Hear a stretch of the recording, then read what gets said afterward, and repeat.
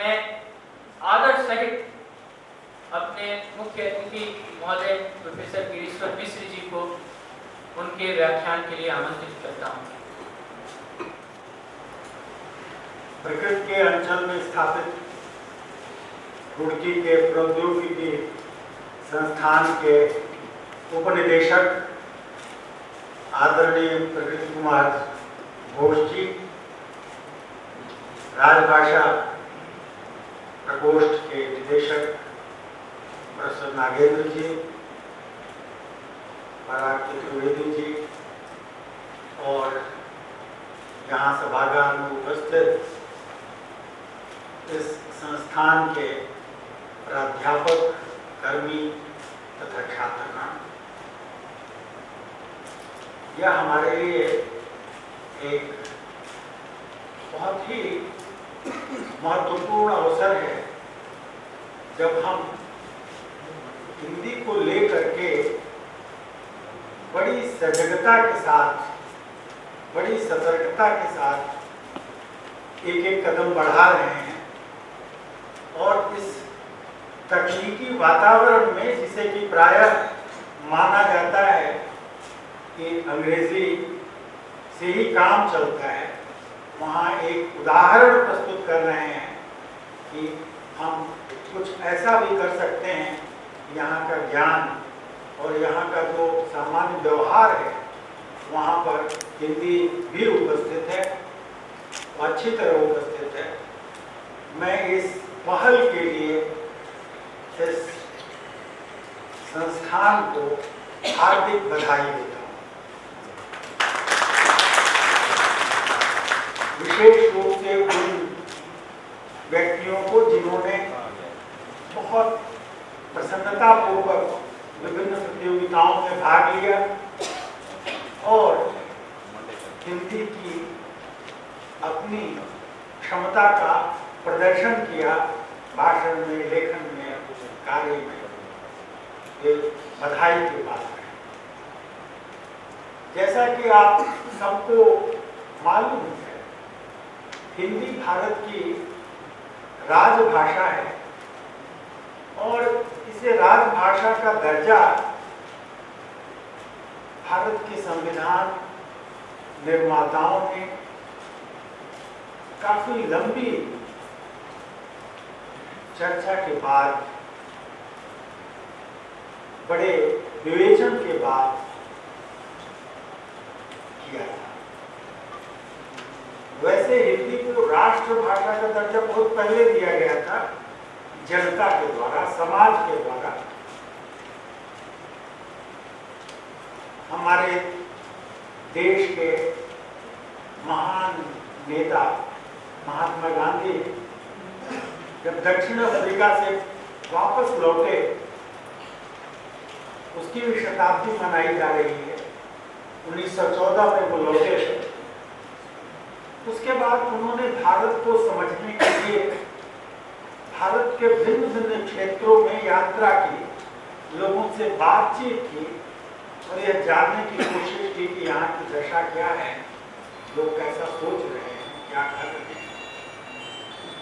और उन्होंने भिन्न भिन्न क्षेत्रों में जाने के बाद यह अनुभव किया कि हिंदी को हम ऐसी भाषा के रूप में उपयोग में ला सकते हैं जो एक प्रांत से दूसरे प्रांत और दूसरे से तीसरे प्रांत में जाने पर लोग समझ लेते हैं। उन्होंने हिंदी नहीं, उन्होंने हिंदुस्तानी शब्द का उपयोग किया था। वह हिंदुस्तानी जिसमें कई तरह की भाषाओं के उर्दू का भी शब्द है, तो वह एक सरल भाषा जिसका कि आसानी से हिंदी क्षेत्र के बाहर के लोग भी अर्थ लगा लेते हैं। इस भाषा को उन्होंने राष्ट्रभाषा का दर्जा दिया। यह संयोग की बात कि जिस वर्धा में मैं इस समय हूँ, वहाँ पर 1936 में उन्होंने एक संस्था स्थापित की, राष्ट्रभाषा प्रचार परिषद, अभी भी वो चल रही है। और उसको यह काम दिया और उसकी जो पहली कमेटी थी उसमें सुभाष चंद्र बोस, राजेंद्र प्रसाद, ये सारे लोग थे। और उन लोगों ने तय किया कि हिंदी को को राष्ट्रभाषा का दर्जा दिया जाए। गांधी जी ने अपने पुत्र देवदास गांधी को दक्षिण भारत में भेजा और दक्षिण भारत हिंदी प्रचार सभा स्थापित की कि आप जाओ वहां पर लोगों को हिंदी में काम करने की आदत डालो, हिंदी का प्रचार करो। आप देखें स्वतंत्रता का जो संग्राम था, जो लड़ाई थी, उसमें अगर देश को संबोधित करने का काम हुआ तो प्रायः वह हिंदी भाषा के द्वारा।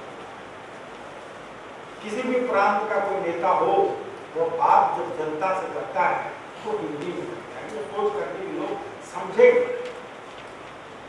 तो हिंदी एक जन भाषा, एक लोक भाषा के रूप में प्रतिष्ठित थी और उसका कारण है, उसका कारण यह है कि हिंदी किसी एक जगह की भाषा नहीं है। आज भी यदि आप देखें तो 11 प्रदेश ऐसे हैं जहां के लोग हिंदी में बोलते हैं और लगभग अधिकांश क्षेत्रों में लोग हिंदी को सुनकर समझ लेते हैं, उसका अर्थ समझ लेते हैं। तो हिंदी के प्रचार का जो क्षेत्र है वह काफी व्यापक है। अभी कुछ क्षण पूर्व मैं चर्चा कर रहा था आदरणीय प्रोफेसर घोष के साथ, वह अनौपचारिक चर्चा थी, लेकिन वह ज्ञान की दृष्टि से बड़ी गंभीर चर्चा थी और जिस दृश्य का वह चित्र हमारे सामने खींच रहे थे और हिंदी में खींच रहे थे कि आज हमारे पूरे विश्व की जो हालत हो रही है वह कितनी जटिल हो गई है और शायद इस जगह हम पहुंच रहे हैं जहां से वापसी का कोई रास्ता है नहीं। हम बहुत सारे पदार्थों का दोहन कर रहे हैं, निकाल रहे हैं, बहुत कुछ ऐसा कर रहे हैं जो हमारे लोभ का परिणाम है। तो यह लोभ और खास तौर से जो राजनीतिक लोभ है उसको ध्यान में रख करके कहीं पर हिंदी का विरोध शुरू हुआ, कहीं पर उसको लेकर के कठिनाई पैदा की गई और दुर्भाग्य से यह तय हुआ कि भाई ऐसा है कि जो सहराज भाषा है, जो अंग्रेजी है, जो राजभाषा नहीं है, वह तब तक चलती रहेगी जब तक कि हिंदी काम चलाने लायक ना हो जाए। और यह निश्चय करके और 1965 का समय दिया गया, फिर उस समय बढ़ता रहा और फिर अब ये भाई जब तक सब लोग न तैयार हो जाए आप कुछ नहीं कर सकते और वो हिंदी चलती रहेगी। मैं तो यह मानता हूं कि जिस दिन हिंदी दिवस मनाना बंद कर दिया जाएगा उस दिन हिंदी की दिग्विजय होगी, उस दिन हिंदी जो है वो राष्ट्रभाषा होगी, राजभाषा होगी। जहां पर इतने लोग हिंदी बोलने वाले हों वहां पर आप हिंदी दिवस मनाए ताकि हिंदी को स्थापित किया जाए, यह मजाक, क्रूर मजाक। इसके लिए समाज को, जनता को चेतना पड़ेगा, जागना पड़ेगा। बहुत सारे देश हैं जहां पर अनेक भाषाएं बोली जाती हैं। रूस को आप ले लीजिए, चीन को आप ले लीजिए, तमाम सारी भाषाएं बोली जाती हैं, लेकिन एक भाषा को लेकर के वो अपनी राष्ट्रभाषा के रूप में वो परिभाषित करते हैं, प्रस्तुत करते हैं, उसका उपयोग। मैं इसके पक्ष में नहीं हूं कि जबरदस्ती हिंदी की घुट्टी सबको पिलाई जाए या हिंदी लाद दी जाए। हिंदी की अपेक्षा हिंदी के लिए नहीं, समाज के लिए, राष्ट्र के लिए, देश के लिए। इस अर्थ में है कि समाज जो है वह अपनी बात जिस भाषा में आसानी से कह सके। जब नेता को बात करनी होगी समाज से, जनता से, वोट मांगना होगा तो वो हिंदी में मांगेगा और कोई विकल्प उसके पास नहीं। संबोधित करना होगा राष्ट्र को तो आप हिंदी में बात करते हैं, इसलिए कि ज्यादा से ज्यादा लोग उसके साथ अपना निकट का संबंध अनुभव करते हैं। तो मैं समझता हूं कि हिंदी का प्रचार प्रसार कई दृष्टियों से आवश्यक है। आप देखें दवा का पर्चा अंग्रेजी में लिखा हुआ है, कितने लोग अंग्रेजी वाले उसका अर्थ समझ लेते हैं कि उसका क्या मतलब है, हिंदी वाले को तो आप छोड़ दीजिए। तो गांव वाला वो शीशी दवा की अपने साथ ले आता है और दुकान पर दिखलाता है कि ये दवा हमको चाहिए। आप देखिए ना, उच्च न्यायालय और उच्चतम न्यायालय में अंग्रेजी के अलावे सारी भाषाओं का प्रवेश लगभग वर्जित है, उसको प्रवेश का मौका नहीं है।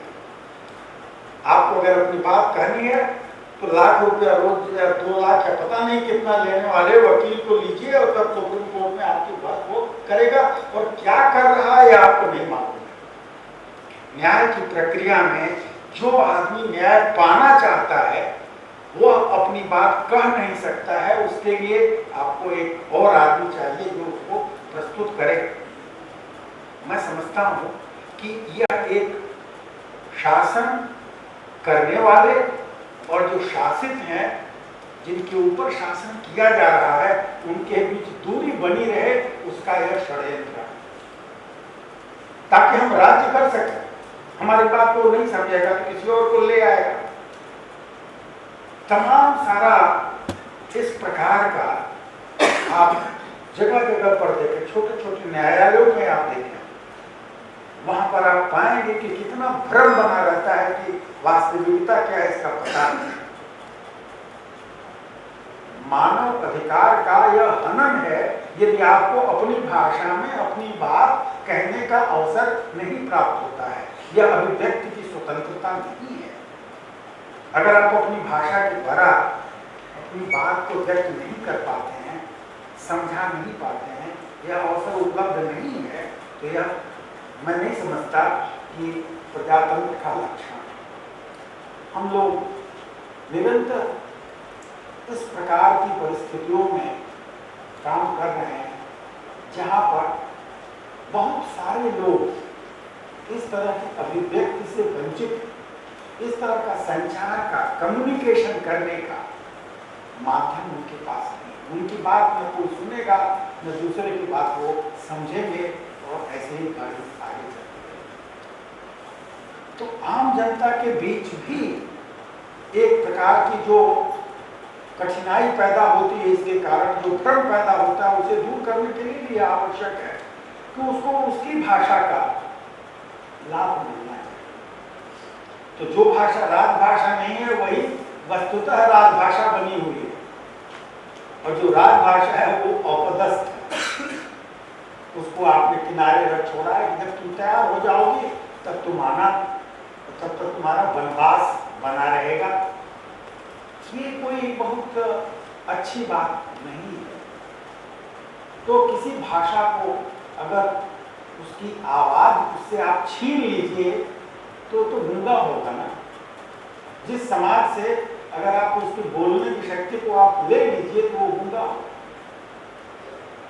अगर हम सशक्त देश चाहते हैं, ऐसा देश चाहते हैं जहाँ पर सब लोग भागीदारी करें, पार्टिसिपेट करें, यह जरूरी होगा कि ये सारे जो उपकरण हैं, जो तरीके हैं, जो नियम हैं, वो सब जनता को जनता की भाषा में उपलब्ध हों ताकि वो उनका उपयोग कर सके। भारत की तमाम सारी भाषाएं हैं और मैं उन सभी भाषाओं का आदर करता हूँ, और उन भाषाओं में काफी बड़ी संख्या ऐसी भाषाओं की है जो भारतीय कहलाती हैं, इंडो यूरोपियन कहलाती हैं, और जिनकी निकटता संस्कृत, और उन भाषाओं की शब्दावली बहुत कुछ संस्कृत के करीब है, और कन्नड़ में भी है, और भी तमाम भाषाओं में आप पाएंगे वो शब्दावली संस्कृत के करीब है, मराठी में, हिंदी में। तो ऐसा नहीं है कि आप उसे नहीं समझ सकते। और दूसरी बात यह है कि हिंदी की जो लिपि है, अगर वो बंधन आप हटा दीजिए तो उर्दू मैं नहीं समझता कि हिंदी से भिन्न है। अगर लिपि की समस्या आप हटा दें तो उर्दू का पूरा शब्द भंडार हिंदी का है और हिंदी का उर्दू का है। आप फिराक की नज्म पढ़िए और आप पाएंगे कितना सुंदर हिंदी है, उसमें बढ़िया है। कार्यकारी निदेशक और उप निदेशक भारतीय प्रौद्योगिकी संस्थान प्रोफेसर पीके पोसर को मैं सादर आपको यहाँ आमंत्रित करता हूँ आज के अध्यक्षीय संबोधन।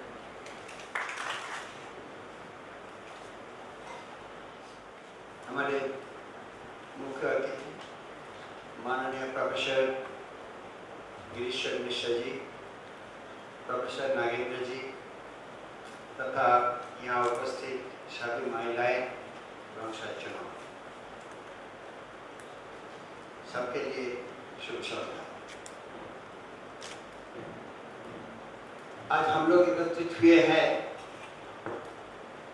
एक महान दिवस उद्यापन के लिए, दैट इज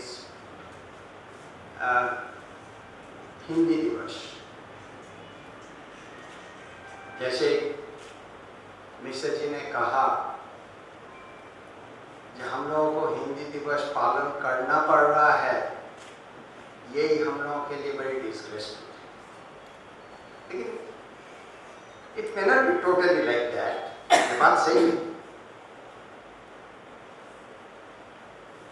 मैं हिंदी भाषी नहीं हूँ, मेरा मातृभाषा है Bengali. I am very proud that my mother tongue is Bengali, but Hindi मेरा और एक जीवन का अंग है। मैं जो भी कहूँगा हिंदी में कहने की कोशिश करूँगा, लेकिन मिश्रण रहेगा अंग्रेजी का, ऑफ कोर्स नॉट बंगाली।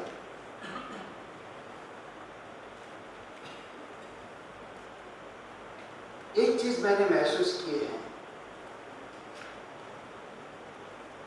काफी दिन हिंदी भाषी क्षेत्र में नौकरी के कारण बसत करते हुए मेरा काफी कुछ चेंज हो गया। जो चेंज हुआ वो है मेरा लैंग्वेज, सोच, विचार, बहुत कुछ। आज से करीब 30 साल पहले एक दिन मैं शिमला मॉल पे घूम रहे थे, तो नेचुरली लॉट ऑफ टूरिस्ट वो बंगालीज थे, तो मेरे साथ परिचय हुआ। दो बातें करते हुए फिर मैंने कहा, उस समय मैं चंडीगढ़ में रहती, जब मैं कहा कि चंडीगढ़, मैंने अचानक कहा, वो आपका बातों से ही समझ में आ गया। हाँ हाँ, वो आप जो बात कर रहे हैं उसी से ही समझ में आ गया कि आपका बंगाली में वो हिंदी का वो चीज़ आ गई।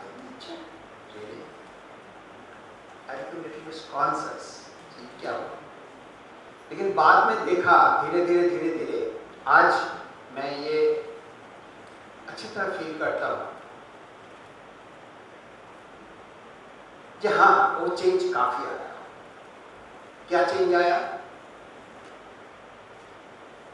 आज मैं मोर प्रिसाइजली चिंता भावना कर सकता हूँ, लिख सकता हूँ, एक्सप्रेस कर सकता हूँ खुद को अंग्रेजी, बंगाली में नहीं। जब मैं कॉलेज में थे, कोई विश्वास नहीं करेगा, मैं बहुत बढ़िया कविता लिखती थी। मैं बंगाली का रजिस्टर्ड मैगजीन, 2 मैगजीन का चीफ एडिटर थे। मैं खुद बैठ के जब मैगजीन का पेज में कम पढ़ रहा है कि अरे और कुछ आर्टिकल चाहिए, मैं कहता अच्छा ठीक है, मैं एक स्टोरी लिख दूँगा। मैं आराम से लिख देते थे, 2 कविता लिख देते थे, हो गया, चलो। आज जब मैं देखता हूँ, कभी कभी मैं सोचता हूँ मुझे अंग्रेजी में इसको ये कहते हैं, नो, लेकिन इसका बांग्ला क्या है, चला गया। जब मैं हिंदी में सोचता हूँ तब देखता हूँ बंगाली से ज्यादा हिंदी में मेरा ज्यादा व्हाट से एक साबुलिक इजीनेस आ गया। क्यों, कैसे? दैट इज प्राइमरीली इतने दिन रहते हुए, ये रहन सहन के साथ, बोलचाल के साथ रहते हुए, जब मैं खुद को एक्सप्रेस करने लगा इन वेरियस ओकेशन, सुख में, दुख में, सब में, तो हिंदी मेरे लिए काफी अपनापन, हिंदी को मैंने महसूस। मैं आप दोनों मंचासीन अतिथियों से आग्रह करूंगा कि पत्रिका के 14वें अंक के विमोचन के लिए हमारा सम्मान करें। पत्रिका का 2015-16 का 14वां अंक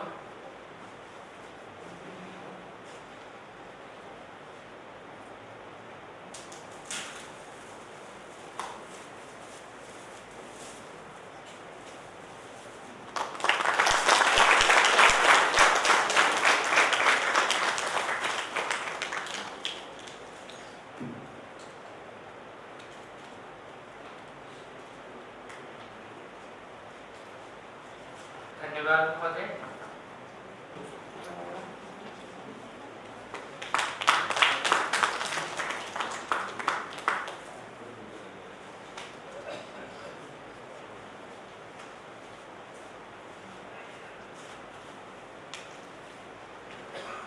प्रथम स्थान पे दो व्यक्ति हैं। संस्थापन व अनुभाग की वरिष्ठ सहायक श्रीमती शर्मिष्ठा त्यागी तथा संस्थापन अनुभाग के कनिष्ठ अधीक्षक श्री कृष्ण गोपाल उपाध्याय। आप दोनों को प्रथम पुरस्कार मिला है अधिकारिक हिंदी में कार्य करने के लिए। सभी को बधाई।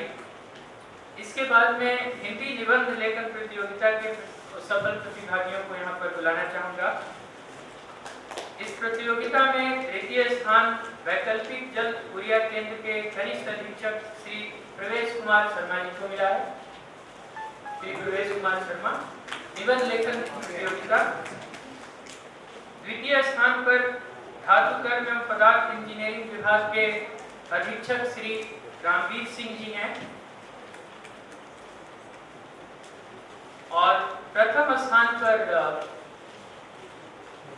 अभी केजी उपाध्याय जी।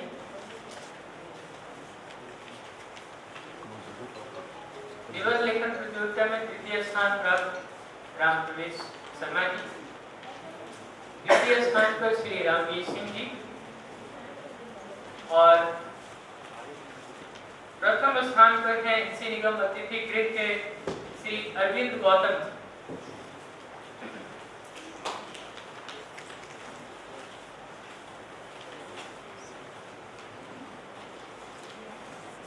यहाँ उपस्थित जनसमूह को मैं बताना चाहूंगा कि माननीय उपनिदेशक महोदय ने एक बहुत ही अच्छा सुझाव दिया था जब हम लोग बात कर रहे थे कि अनुवाद करने के लिए हमारे पास लोग नहीं मिलते हैं तो कैसे प्रतिभाओं की पहचान की जाए।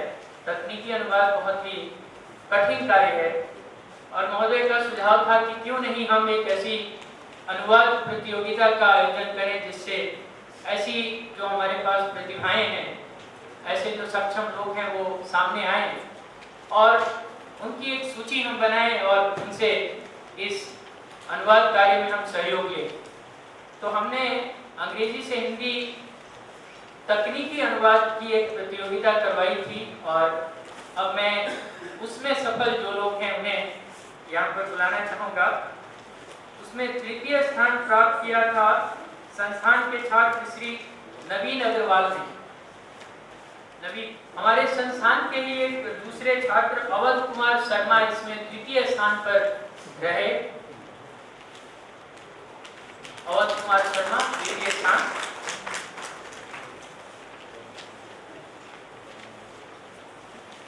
और इस प्रतियोगिता में मुझे बहुत खुशी है ये कहते हुए कि दो लोग संयुक्त रूप से प्रथम स्थान पर रहे जिसमें हमारे एक सम्मानित संकाय फैकल्टी भी शामिल हैं। प्रोफेसर कृष्ण मोहन सिंह जो हमारे यांत्रिक एवं औद्योगिक इंजीनियरिंग विभाग में हैं और प्रबंध अध्ययन विभाग के शोध छात्र श्री विवेक व्यास, इन दोनों लोगों ने प्रथम स्थान हासिल किया और इनके अनुवाद को सर्वोत्तम निर्णायकों ने सर्वोत्तम घोषित किया। मैं आप दोनों से चाहूंगा कि भविष्य में आप हमें सहयोग करें।